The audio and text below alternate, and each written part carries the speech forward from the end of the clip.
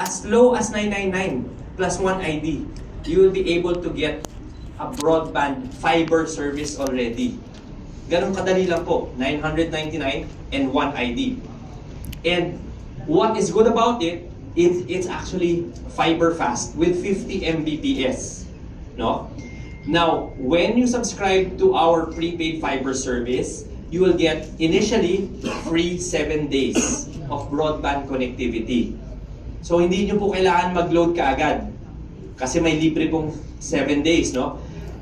After that 7 days, that is when you can reload with the different denominations that we have. For as low as 50 pesos, you can have broadband connectivity for 1 day. 199 pesos, 7 days.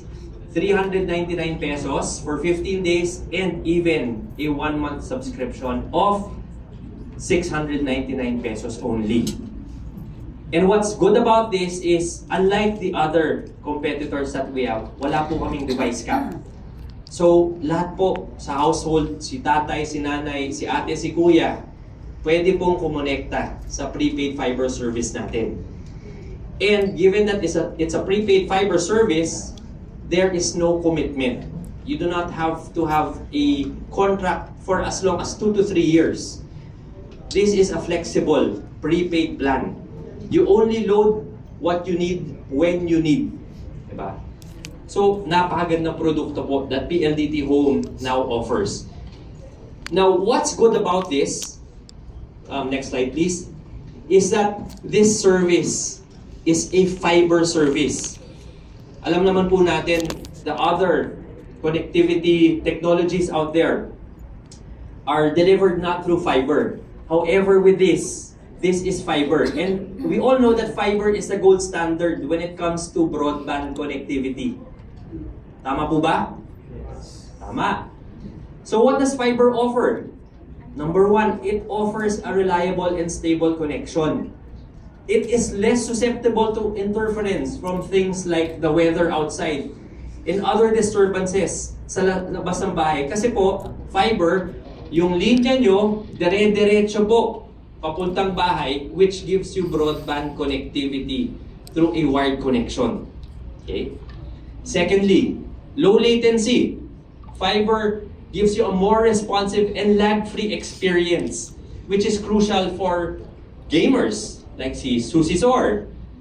And it's also good for video conferencing. Similar with another feature, symmetrical bandwidth po siya. Meaning, yung download speed is the same as the upload speed. Other technologies do not give that. Puro download speed lang yung mabilis. Pero pagdating sa upload speed, nagkakaproblema. And what happens with that? Let's say you're in a video call, a video conference. Kung hindi mabilis yung upload speed mo, magiging choppy yan. Minsan may lag yan. Kasi the data that you transmit, diba? Nagsasalita ka, the video image plus the sound that you transmit, is low when it comes to uploading. So that is the problem with other technologies. But again, with fiber, you will be able to get all these advantages. And that is our new offering at PLDT Home. A new home fiber prepaid product that will be able to answer the needs of all those Filipinos who want connectivity but really cannot afford the postpaid plans out there. And with this, I'd like to hope that our product will be able to help each and every Filipino with their connectivity needs. And I hope na lahat na mag-avail nito ay sasucess tulad ng pag-success natin ni Ninong Rai, kay Susie Sor, and kay Maki. Yun lang po. Maraming salamat po. Thank you.